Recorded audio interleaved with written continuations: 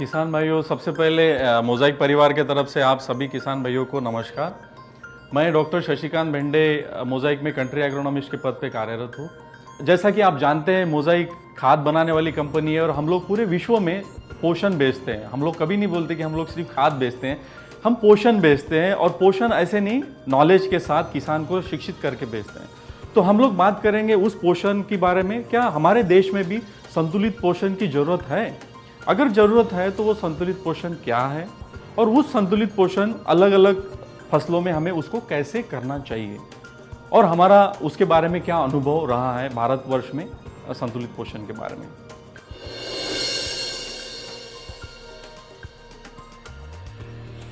अगर हम अवसर की बात करते हैं, आप जानते हो, आप जब भी हम बात करते हैं पिछले 5 सालों में, मुझे ये तो पता नहीं, और आप जानते हो कि हमारी उपज तो इतनी बड़ी नहीं है, थोड़ी बहुत बड़ी है, लेकिन जितने मात्रा में बढ़नी चाहिए। लेकिन हमारी अगर पॉपुलेशन की बात करते हैं, जनसंख्या की बात करते हैं, तो आज हमारी जनसंख्या करीब करीब 125 करोड़ लोग हैं। और मेरे किसान भाइयों, आने वाले सिर्फ ज़्यादा नहीं, 15 साल के बाद हमारी जनसंख्या 143 से 44 करोड़ हो जाएंगी, 22 करोड़ लोग ज़्यादा आएंगे। आज के जो मेरे लोग हैं, मेरे देश में रहते हैं, उनको ही खाना सही तरह से कितने लोगों को नहीं मिल पाता, और आने वाले इतने लोग हैं। तो जो गवर्नमेंट के आंकड़े वही बोल रहे हैं कि आज हम लोग 2,500 लाख टन अनाज उगा रहे हैं, करीब करीब मोटा मोटा उतनी फल और सब्जियां। लेकिन आने वाले 15 साल में हमें 1,000 लाख टन ज़्यादा का अनाज और 1,000 लाख टन फल और सब्जियां चाहिए। मुझे पता है आप सालों से खेती करते हो और आप लोग ये सब चीज़ें जानते हो। अगर मैं खेती को बीच में केंद्र बिंदु रखता हूँ, ये खेती है, तो क्या होती है खेती? खेती नंबर 1 आप जुताई करते हो, नंबर 2 आप बीज लाते हो, नंबर 3 आप उस बीज को पानी देते हो। 3 चीज़ें करने के बाद उस बच्चे को, उस बीज को आप खाना खिलाते हो, जिसको आप खाद बोलते हो। और उसके बाद उसमें अगर कुछ कीड़ और बीमारी आती है तो उसको आप दवाई छिड़कते हो। लेकिन जब हम लोग उपज की बात करते हैं, जब 20 क्विंटल अगर हम गेहूं की उपज की बात करते हैं मेरे किसान भाइयों, तो इन 5 चीज़ों में जो अगर आप देखते हो तो शास्त्र कहता है, और आप भी इस चीज़ को मानेंगे, करीब करीब 50%, 45 से 50% भोजन के ऊपर, उस खाने के ऊपर फसल का उपज निर्भर होता है, और बाकी का 50% बाकी की 4 चीज़ों के ऊपर। आप ऐसा नहीं कि खाद डाल नहीं रहे हो, आप डाल रहे हो, आप खाद का नियोजन कर रहे हो। आप क्या कर रहे हो? यूरिया, कुछ किसान भाई डीएपी, कुछ किसान भाई सुपर डाल रहे हैं। लेकिन आज उसका नियोजन करके काम नहीं होगा। हम लोगों को उसके साथ हमें बदलना पड़ेगा। खाद के नियोजन से हमें पोषण, संतुलित पोषण के नियोजन के ऊपर आना पड़ेगा। तभी हम लोग हमारी मिट्टी की जो ताकत है और हमारी जो उपज है, गुणवत्ताक्षम उपज, उसको हम लोग बढ़ा सकते हैं।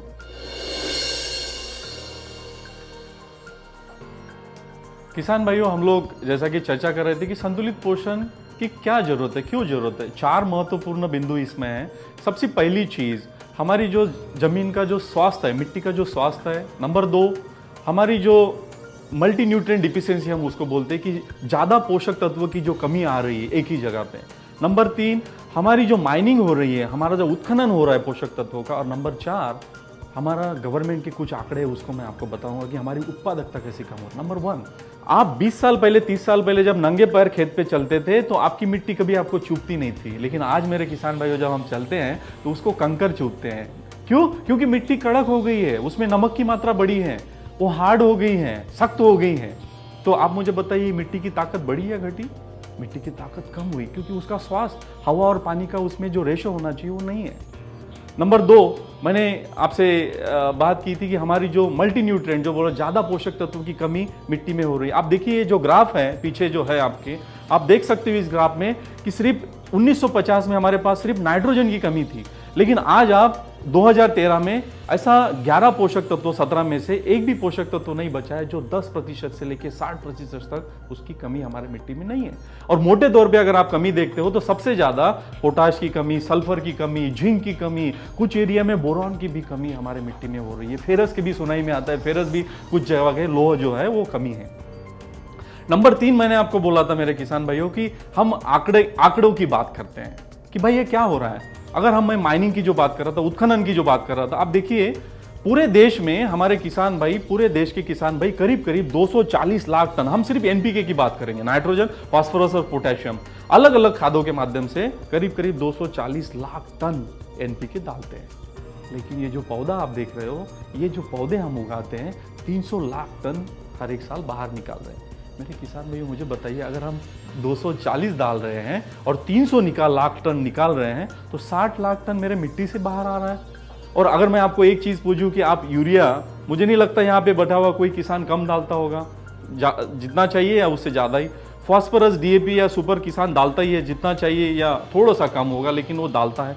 लेकिन जब हम पोटाश की बात करते हैं, या तो किसान बहुत कम डालता है या तो उसको मोटे तौर पे नहीं डालता है। तो जो माइनिंग हो रहा है, सबसे ज़्यादा उत्खनन जो हो रहा है किस पोषक तत्वों का हो रहा है? पोटाश का हो रहा है। और मैं चौथी चीज़ आपको बताना चाहूँगा, ये आंकड़े आप देखिए, 1970 में जब हम खेती करते थे, इसी खेत में जब हम 1 किलो खाद डालते थे मेरे किसान भाइयों, तब 18 किलो उपज आती थी। और आज उसी मिट्टी में हम 1 किलो खाद डालते हैं तो सिर्फ 4.5 से 5 किलो उपज आ रही है। इसका मतलब क्या है कि मेरी उपजाऊ शक्ति जो मेरी मिट्टी की थी वो कम हो रही है। क्यों? क्योंकि उनमें पोषक तत्वों की, जैसा कि हम पीछे देख रहे थे, उसकी कमी हमारे मिट्टी में आ रही है।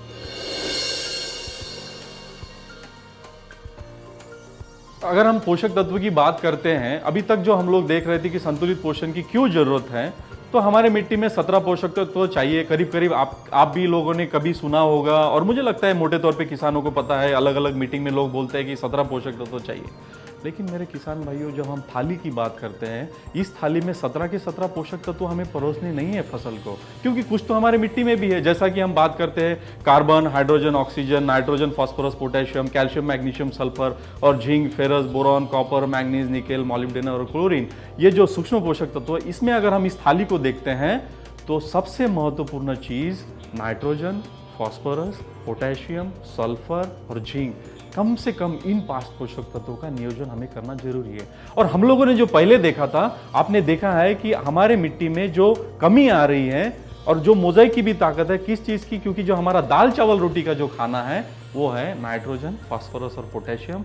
और हम सालों से, आप ये मैप देख सकते हो, ये मैप 2002 का मैप है। इसमें आप बड़े आसानी से देख पा रहे हो कि यहाँ पे कमी है, मध्यम है और ज़्यादा है।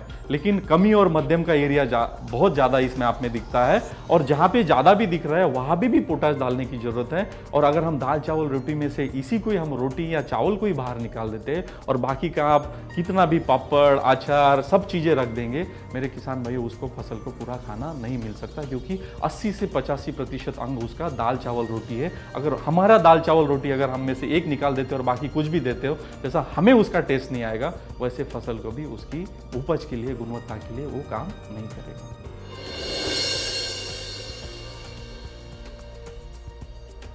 किस चीज को हम संतुलित पोषण बोलते हैं?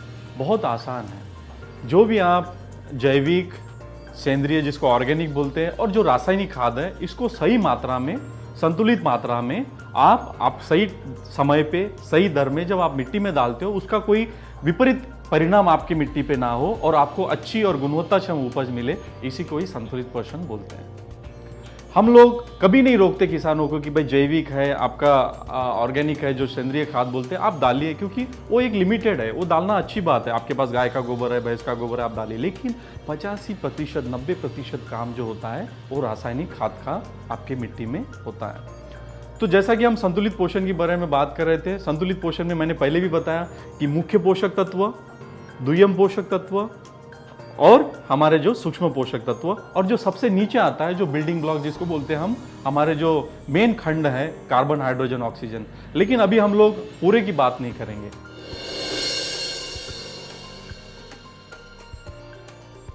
मैं पोटाश पे जाने से पहले मेरे किसान भाइयों में नाइट्रोजन और फास्फोरस का आपको जो थोड़ा सा रोल बता देता हूं, क्योंकि आपको क्यों पोटाश डालने की जरूरत है, तब आपको उसका मतलब समझेगा कि क्यों हमें पोटाश डालने की जरूरत। सबसे पहली चीज नाइट्रोजन। आप यूरिया डालते हो, नाइट्रोजन डाल दिया, क्या होता है?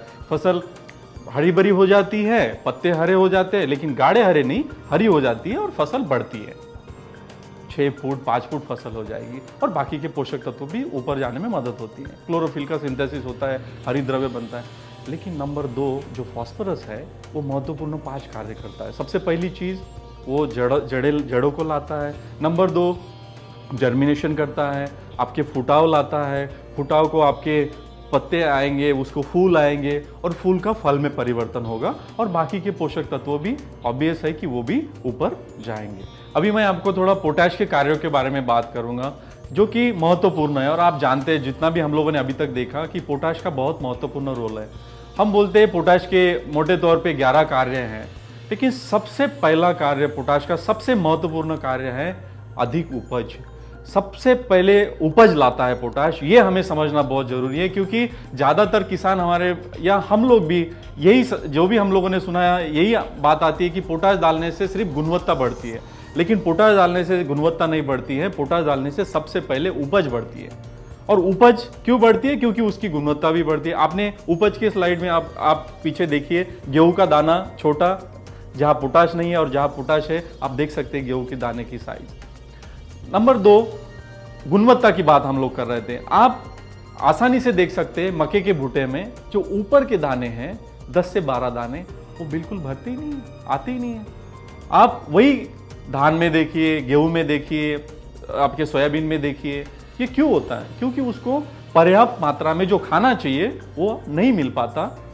तो पोटाश का कार्य उपज और गुणवत्ता। लेकिन वो उपज और गुणवत्ता कैसे आती है? तीसरा सबसे महत्वपूर्ण कार्य है भोजन के क्रिया को बढ़ाता है। ज्यादा भोजन जितना मेरे फसल को चाहिए वो बनाने में मदद करता है। आप देख रहे हो पीछे, सूरज की रोशनी और पानी के साथ साथ पोटाश बाकी पोषक तत्वों को मिला के ज्यादा खाना जितना मेरे फसल को चाहिए उतना बनाता है। लेकिन 4 नंबर का जो कार्य है, खाना बना के ही काम नहीं होता। आप यहाँ पे देख रहे हो, वो खाना मेरा नीचे से, मेरे तने से लेके मेरे फसल के आखिरी के दाने तक, मेरा अगर धान है, मेरा गेहूं है, तो उसके आखिरी के बाली के दाने तक मेरा खाना जाना चाहिए। तभी जो मेरी क्वालिटी की हम बात करते हैं, मेरे अगर दाने एक बाली में अगर 40 से 45 दाने लगते हैं तो मेरा पूरा दाना सरीका हो, और मेरे गेहूं में भी वैसा हो, मेरे सोयाबीन के फली में भी वैसा हो। वो तभी हो सकता है मेरे किसान भाइयों, जब पोटाश, जो उसको बोलते हैं कि एक ट्रैफिक पुलिस की तरह, वो पूरे सिस्टम को कंट्रोल करता है और खाने को नीचे से ऊपर तक पूरे हर एक अंग में फसल के पहुंचाता है। किसान भाइयों, जैसे कि हमने देखा पहले 4 कार्य पोटाश के, वैसे ही पोटाश का 5वां महत्वपूर्ण कार्य है कि तने को मजबूत करना। अगर हमारे फसल में ज़्यादा खाना बनेगा, पर्याप्त मात्रा में खाना बनेगा, तो हमारा जो फसल का जो तना है, आपका गेहूं हो, धान हो, वो मजबूत बनेगा। और गेहूं की जो फसल है, जैसा कि आपने देखा 2013 में, आपने 2014 में भी वही एक्सपीरियंस किया। आप मुझे बताइए, वो फसल गिरी थी, काफ़ी मात्रा में आपका नुकसान हुआ। लेकिन ये नुकसान क्यों हुआ? क्योंकि तने में एक मजबूती, बहुत ज़्यादा आंधी आएगी तो फसल गिरेगी, लेकिन थोड़ा आंधी में अगर आपके तने में मजबूती है आपके फसल के, तो आपकी फसल कम गिरती है। ये नंबर 5 का कार्य। नंबर 6, अगर हम देखते हैं कोई भी फसल में, जैसा आपका गन्ना हो, आपकी फल हो, आपकी सब्जी हो, जो मिठास आती है, हम पोटाश की क्वालिटी के बारे में बात करें। भाई पोटाश मीन्स क्या होता है? भाई क्वालिटी, जो मिठास आती है, तो मिठास आपकी पोटाश की वजह से, आप स्लाइड में देख रहे हैं कि पत्तों से जो मीठापन है वो आपके फल में आपके जाता है। इसके बाद जो एक महत्वपूर्ण कार्य होता है पोटाश का, जब हम अभी तक हम लोगों ने 6 कार्य देखे, जो 7वां कार्य है, एक होता है कि कभी कभी क्या होता है कि सूरज की रोशनी बहुत कम हो जाती है, और एक अलग होता है कि सूरज की रोशनी बहुत हो जाती है, जो 8वां नंबर का कार्य है पोटाश का। जो कम रोशनी होती है, जो दिसंबर महीने में, आप देखिए उसमें क्या होता है, पत्ता मुरझा जाता है। आप देख रहे हो उसमें, आप देखिए स्लाइड में, उसमें पत्ता क्या हो गया, मुरझा गया है, लेकिन वहाँ पे पोटाश नहीं है। लेकिन इधर देखिए, सूरज की रोशनी ज़्यादा है, कम है, लेकिन पोटाश है, तो आपका पत्ता अच्छा दिख रहा है। इसके विपरीत आप देखिए, जो बाद का कार्य है, जो 8वें नंबर का कार्य है, जिसमें हम मक्के के फसल वहाँ पे हैं, और आप देखिए हम जो बात करते हैं नमी बनाए रखने का, नमी बनाए कैसे रखते हैं? आप हमेशा किसान भाई बात करते हैं, हम जब भी आपसे इंटरेक्ट करते हैं कि नहीं, हमारी मिट्टी में, हमारी मिट्टी बहुत अच्छी नमी बनाए रखती है। लेकिन मैं आपको बताऊं, पोषक तत्वों में पोटाश का एक महत्वपूर्ण कार्य होता है। जब आपके यहाँ पानी नहीं होता है, कैनल नहीं चलता है, आपके यहाँ भगवान से बारिश थोड़ा सा लेट आ गई, जो फसल का बीच का पीरियड होता है 10 से 15 दिन, मक्के में आप देख सकते हो, उसमें क्या है, नमी बना के रखी है, ताकि आपकी फसल और थोड़ा सा ज़्यादा उसको जीवनदान मिले। उसके बाद जो 9 नंबर का कार्य है, वो है जड़ों का विकास करना। आप देखिए, हमने पहले ही देखा था कि भाई फास्फोरस डीएपी डालने के बाद जड़ें तो आ जाती है, लेकिन एक होता है कि जड़ों का आना और एक होता है जड़ों का विकास होना। क्योंकि जड़ें आएगी तो जड़ें ऐसी रहेगी, लेकिन जब जड़ों का विकास होगा तो जड़ें फैलती है, और आप जानते हो कि जितना जड़ें फैलेगी उतना खाना आपका ऊपर जाएगा। और 10 नंबर का कार्य पोटाश का जो होता है, आप जानते हो कि जब बीमारी आती है हमारे इंसानों में, वैसे ही हमारे फसल में, तो जब बीमारी इंसानों में आती है कमज़ोर को पहले आती है, वैसे ही हमारे फसल में होती है। जैसा फसल अगर आपकी कमज़ोर हो, मेरे किसान भाई आप मुझे बताइए, जिसके पत्ते अब बिल्कुल टेंडर हो, हरे हरे हो लेकिन गाढ़े हरे नहीं हो, चौड़े नहीं हो, जिसका तना मजबूत ना हो, तो कीट ज़्यादा आएगी और बीमारी भी ज़्यादा आएगी। और उसमें क्या होगी कि भाई अगर आप उसमें दवाई भी छिड़कते हो तो उतना उसको आपको रिजल्ट नहीं मिलेगा, क्योंकि आपकी फसल कमज़ोर है। तो पोटाश का कार्य है कि आपकी बीमारियों और कीट कम आने के लिए प्रतिकारक शक्ति, उसमें रेजिस्टेंस डेवलप करता है। और आखिरी का जो 11वां कार्य है पोटाश का, वो है भंडारण क्षमता। आप आलू ले लीजिए, आप सब्जी कोई भी ले लीजिए, आप फल ले लीजिए, जब तक वो कोल्ड स्टोरेज में जाके रहता नहीं तब तक आपको पैसा नहीं मिल सकता। आलू करीब करीब हम 8 से 10 महीने रखते हैं, प्याज हम 8 से 10 महीने, प्याज को 3 पत्ती तब तक नहीं, अगर उसमें पोटाश पर्याप्त नहीं है। तो कहने का तात्पर्य क्या है मेरे किसान भाइयों, ये जो 11 कार्य हम लोगों ने जो डिस्कस किए, उसमें मैं और एक बार रिपीट करना चाहता हूँ कि सबसे पहला कार्य आपको ध्यान रखना है कि उपज, क्योंकि यही कंफ्यूजन किसान का होता है, उपज और गुणवत्ता पहले जो 2 कार्य क्यों आते हैं, बाकी के 9 कार्यों की वजह से आता है। और आप उपज अगर आपकी आएगी धान में, गेहूं में, आपके सोयाबीन में, तो मेरे किसान भाइयों आप पोटाश डालेंगे और आपकी गुणवत्ता तो उसके साथ साथ आएगी।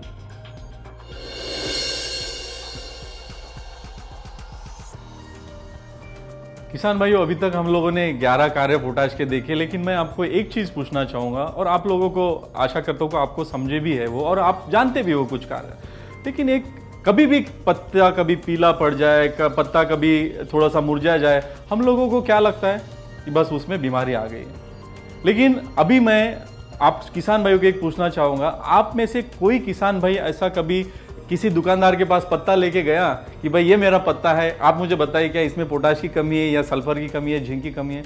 मेरे किसान भाइयों आप देखिए, अभी आप स्लाइड में देख रहे हैं, वहाँ पे गेहूँ का पत्ता है और आप देखिए उसको, वो गेहूँ 90 दिन का है और वो पत्ता जो खाना बनाने की फैक्ट्री है, ऊपर मेरी जो बाली लगी है वो बोलती है मुझे खाना चाहिए, बिकॉज उसके बाद ही 90 दिन के बाद ही तो ज़्यादा खाना चाहिए। और आपकी जो फैक्ट्री है, पत्ता जो है वो कॉर्नर से पीला पड़ते हुए आ रहा है और वो नीचे का पत्ता है।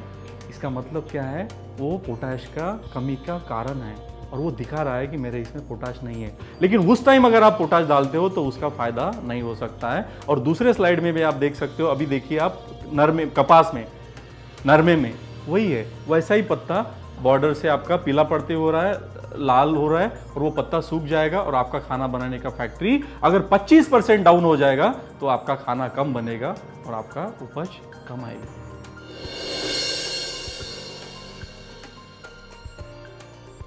किसान भाइयों, जैसे कि हम लोगों ने पोटाश के अभी तक कार्य देखे, हम लोगों ने पोटाश की कमी अलग अलग फसलों में देखा, धान में, आपके गेहूं में, आपके कपास में। अभी हम लोग, आप सोच रहे होंगे कि हम लोगों ने पोटाश बस 2 साल पहले लाया और मार्केट में बेचना शुरू किया। नहीं, हमने ऐसा नहीं किया। हम लोगों ने पोटाश लाने से पहले 4 साल से हम लोगों ने प्रात्यक्षिक शुरू किए। हम लोगों ने 1000 से ज़्यादा डेमोस्ट्रेशन अलग अलग राज्यों में अलग अलग फसलों में किए और आप स्लाइड में देख सकते हो कि जो भी हम लोगों ने डेमोस्ट्रेशन, बहुत आसान डेमोस्ट्रेशन हम लोगों ने किए। यहाँ पे किसान की प्रैक्टिस, जहाँ पे किसान भाइयों आप यूरिया डीएपी डालते हो, जैसा अलग अलग फसल में, धान में, गेहूं में, सोयाबीन में, आपका सरसों में, आपके गन्ने में, इधर हम लोगों ने क्या किया, उसके साथ सिर्फ डीएपी और यूरिया के साथ पोटाश डाला। और आप देख सकते हो गेहूँ में, धान में 50 किलो और कपास में भी 50 किलो जो हम लोगों ने डीएपी यूरिया के साथ जो पोटाश डाला, उसके माध्यम से करीब करीब इस 8% से लेके 15% तक आपकी उपज बढ़ी। और ये हम लोगों ने आप ही जैसे किसानों के खेत में किया। और आप, बहुत महत्वपूर्ण बात है कि सिर्फ उपज नहीं बढ़ी, हम लोगों ने उसका रेवेन्यू कैलकुलेट किया, कितना इनकम मेरे किसान भाई को मिला। तो अगर उदाहरण के तौर पे 800 रुपए की, अलग अलग राज्यों में अलग अलग कीमत होती है पोटाश की, अगर 800 रुपए की एक बोरी मेरा किसान भाई डाल रहा है तो उसमें अगर उसको 1.5 क्विंटल 2 क्विंटल फालतू की उपज मिलती है, अगर मैं उपज के पैसे उसमें जोड़ता हूँ तो 1 रुपये का जब मेरा किसान भाई पोटाश डालता है मेरे किसान भाइयों, तो करीब करीब 4 से 5 रुपये का उसमें मुनाफा है, फ़ायदा है। लेकिन यही फ़ायदा नहीं हो रहा है, आपकी जो मिट्टी की जो ताकत है, जो आप बैलेंस, जो संतुलित पोषण आप दे रहे हो, तो आपकी मिट्टी की ताकत भी बरकरार रह रही है और आपको अच्छी उपज भी मिल रही है।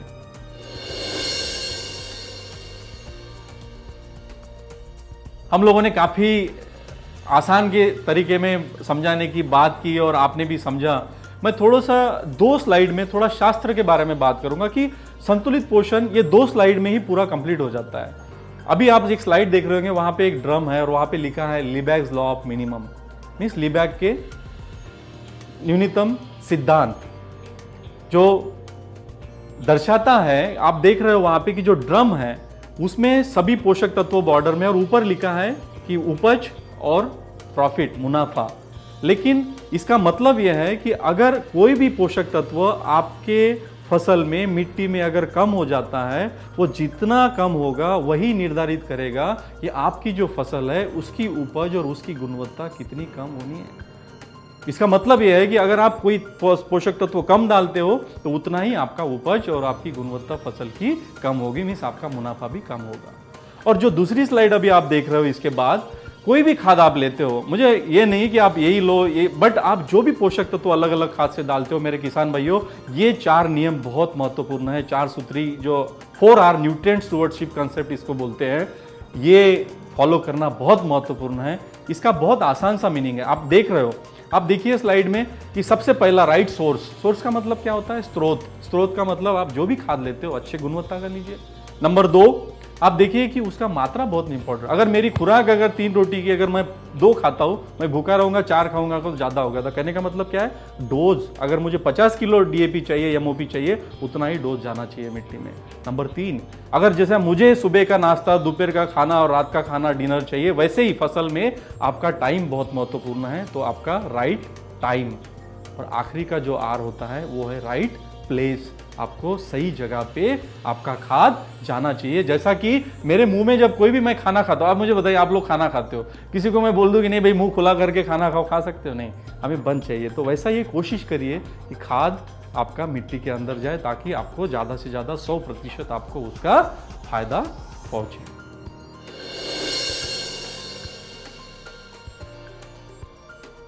जैसा कि हम लोगों ने अभी देखा कि 4 सूत्री कार्यक्रम जो है, 4R जो है, वो बहुत महत्वपूर्ण है। और उसमें सबसे पहली चीज़ जो है, जो सही स्रोत की जब हम बात कर रहे हैं, और जो हम आप लोगों का, आप किसान भाइयों का जो हमारे 12 साल 13 साल से जो हमारे डीएपी पे विश्वास है, आप देख सकते हैं स्लाइड में, हम लोग मानते हैं कि जो भी ब्रांड है आप लोगों ने इसको बनाया है, और वैसा ही हम लोगों ने उसी क्वालिटी का, जैसा डीएपी पे आपका हमारा डीएपी के ऊपर भरोसा है, वैसा ही पोटाश, आप देखिए स्लाइड में देख सकते हैं कि जो पोटाश की भी जो क्वालिटी है हमारा दानेदार है, एकदम डीएपी की तरह तो नहीं लेकिन बजरी वाला है।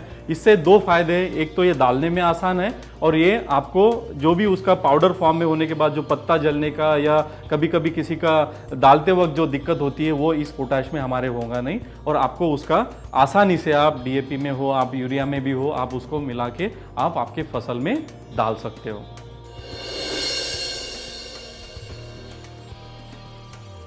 अभी हम स्रोत की बात कर रहे थे, आप इतना तो मुझे पता है कि आप मोजाइक डीएपी और मोजाइक पोटैश पे आपका भरोसा है, लेकिन किसान भाइयों इस स्लाइड में आप देख सकते हो, इसमें अलग अलग फसल लिखी हुई है। मुझे पता है आप यूरिया डीएपी मोटे तौर पे किसान भाई आप सही इतना मात्रा में इस्तेमाल कर रहे हो, लेकिन जो पोटाश की बात आती है, आप एमओपी की बात आती है, आप देखिए स्लाइड में लिखा हुआ है कि जो भी गेहूँ है, धान है, आपका कपास है, आपको उसको 50 किलो प्रति एकड़ डालने की ज़रूरत है।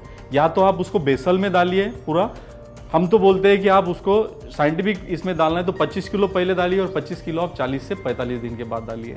वैसा ही जब हम मक्के की बात करते हैं, 75 किलो की रिक्वायरमेंट है, उसको भी आप 50 किलो पहले और 25 किलो आप 45 दिन के बाद डाल सकते हो। जब हम सोयाबीन की और सरसों की बात करते हैं, उसमें 25 किलो आप शुरुआत में ही डाल दीजिए। आप वैसे ही गन्ने में 100 किलो की करीब करीब रिक्वायरमेंट है, आलू में 100 किलो की रिक्वायरमेंट है, आलू में आप शुरुआत में ही, मुझे पता है आप शुरुआत में ही डालना पड़ेगा आपको 100 किलो।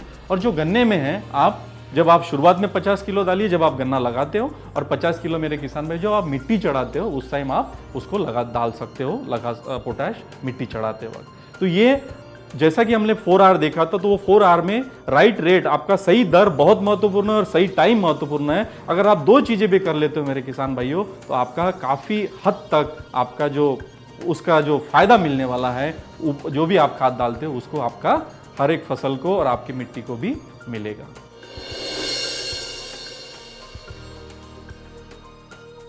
किसान भाइयों, आपने बहुत अच्छा सुना, आपका धन्यवाद करना चाहता हूं।